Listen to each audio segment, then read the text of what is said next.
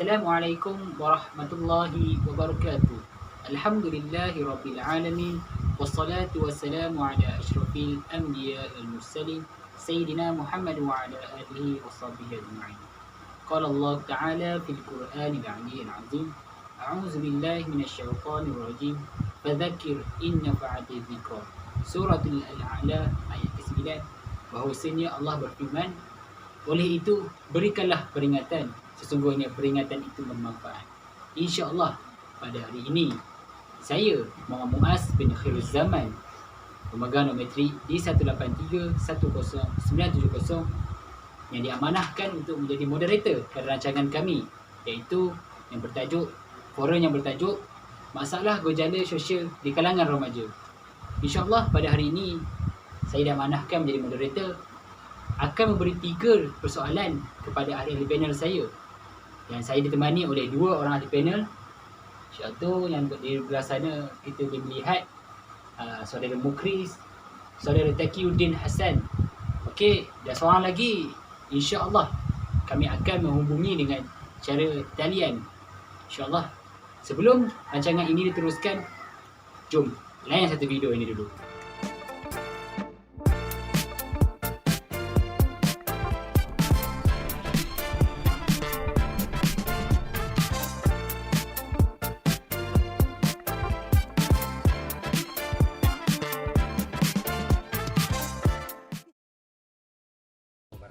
Bro, apa kata kita pergi bulan bro? Alright. Kasih dulu. Kasih dulu. Melayang baik. Baik, sokok dulu. ดูดูเธอทำไมถึงทำกับฉันได้ ดูเธอทำ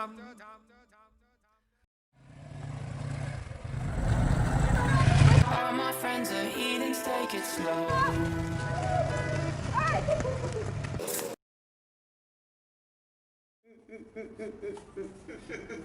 Malah aku pin weh, bayar utang. Bayar. Bayar.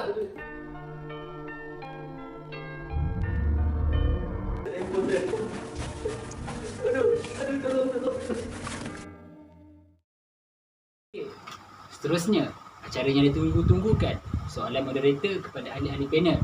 InsyaAllah saya akan menanyakan soalan pertama mengenai definisi dan memberikan sedikit contoh tentang tajuk isu yang kita kaji, iaitu definisi tentang masalah gejala sosial di kalangan remaja, dan sedikit apakah itu contoh masalah gejala sosial di kalangan remaja. Seperti biasalah, sebelum kita nak tahu apa benda itu, kena tahulah definisi dulu. Dan kalau boleh ahli panel tolong berikan sedikit contoh apakah masalah gejala sosial di kalangan remaja. Boleh saudara Taqiyuddin menjawab persoalan saya? Okey. Okey, terima kasih ucapkan kepada moderator. Saya yakni diberi nama Muhammad Taqiyuddin bin Hassan Basri. Nombor matrik saya D191111600. Okey, di sini saya akan menerangkan tentang definisi serta contoh pada masalah gejala sosial dalam kalangan remaja. Okey, bagi definisinya, gejala bermaksud yakni petanda yang membawa lebih kepada masalah, manakala sosial pula adalah merujuk kepada masyarakat. Yakni kalau kita gabungkan, gejala sosial bermaksud petanda yang memberi masalah kepada masyarakat. Kenapa kita tekankan hal ini kepada remaja? Kerana sebelum kita nak melangkah ke dewasa, kita akan masuk ke alam remaja. Dan alam remaja ni, kita mula-mula kita nak kenal dunia tu macam mana. Banyak contoh sebenarnya yang dapat saya uraikan. Antara dia seperti kalau kita remaja, seperti ponteng sekolah, isap opok, isap dada, vandalism, peras ubud, menonton bahan lucah dan sebagainya. Astagfirullahaladzim. Masalah ini bukan sahaja berlaku di tempat kita, malah berlaku di mana-mana juga. Even kalau kita pergi ke negara lain pun sama, ke negeri lain pun sama. Macam ibu bapa mempunyai masalah dengan anak yang meningkat remaja. Kalau di sekolah pula, cikgu pula mempunyai masalah dengan anak muridnya yang kian membesar.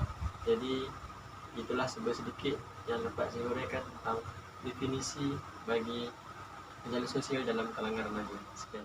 Ribuan terima kasih diucapkan kepada sahabat saya iaitu saudara Taqiyuddin, yang di mana penerangan ia mengenai definisi dan contoh sedikit mengenai masalah gejala sosial di kalangan remaja. Yang kita boleh nampak contoh dan definisi berada berhampiran dengan kita. Bukan berhampiran saja, dekat diri kita pun ada masalah itu.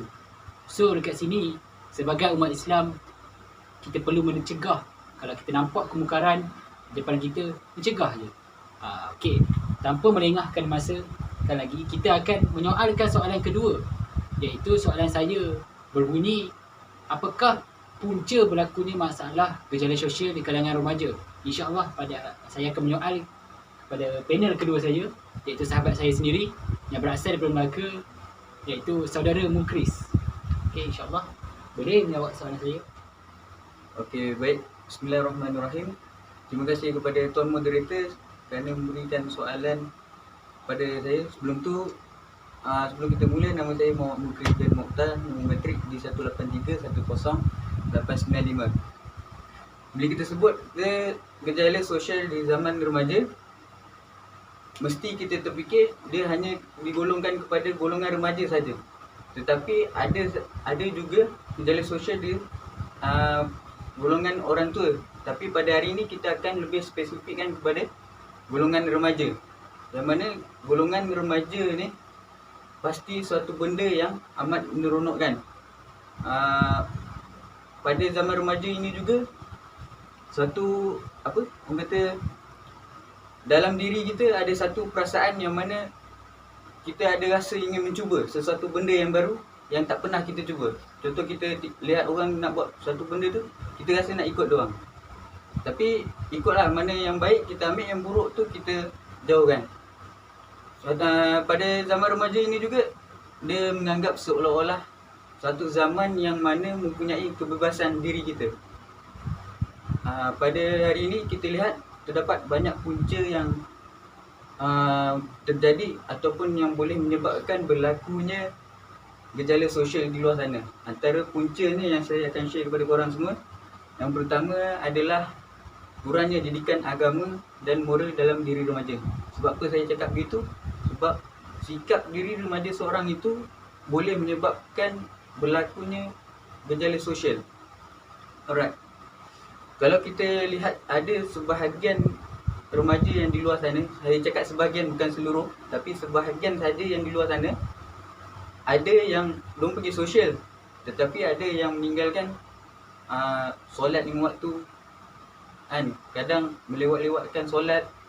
Sebab apa? Sebab kurangnya didikan agama. Tak salah nak lepak, tapi bila masuk waktu solat, kita solat. Lebih baik kalau kita kat sini kita dah nampak, bila kita buat sesuatu benda tu kan, kita ajak orang. Itu adalah salah satu jalan dakwah. Jadi punca yang kedua adalah sikap tidak mengambil berat ibu bapa terhadap anak-anak. Sebab apa saya cakap begitu? Sebab ibu bapa ini yang merupakan salah satu tunjang utama bagi anak-anak mereka. Yang mana ibu bapa inilah yang akan mencorakkan anak dia, sama ada dia menjadi anak yang soleh-soleha ataupun sebaliknya. Kalau kita tengok hari ni, kebanyakan ibu bapa sibuk mengejarkan harta dunia. Memanglah kerja tu baik. Dalam Islam pun kata carilah rezeki dengan halal. Tetapi janganlah sampai kita mengabaikan anak-anak kita di rumah. Jadi kita sebagai anak kat rumah ni, bila tak ada kasih sayang yang cukup, tak dapat kasih sayang yang cukup, maka anak-anak ni ambil keputusan untuk keluar dari rumah untuk mencari orang kata hilangkan bosan mereka. Sebab apa? Sebab kalau kita duduk rumah pun, diorang berfikiran mak bapak aku keluar. Contoh, mak bapak dia keluar pagi 7 pergi kerja, kan pukul 10 kan baru balik 10 malam kan. Jadi diorang rasa bosan. Itu sebab diorang ambil langkah. Okey, itu saja yang saya ingin kongsikan antara punca-punca. Kalau korang dengar balik video sebelum ni, apa dia dua punca tu? Yang pertama iaitu kurangnya didikan agama dan moral diri remaja, dan yang kedua iaitu sikap tindak mengambil berat ibu bapa terhadap anak-anak mereka. Okey, kita balik kepada kita punya moderator. terima kasih diucapkan kepada saudara saya, sahabat saya sendiri iaitu saudara Mukris, di mana atas penjelasannya mengenai punca sebab apa berlakunya masalah gejala sosial di kalangan remaja. InsyaAllah kita teruskan. Seperti yang kita tahu pada awal forum tadi, iaitu saya berjanjikan saya akan menyoalkan 3 soalan kepada 3 panel.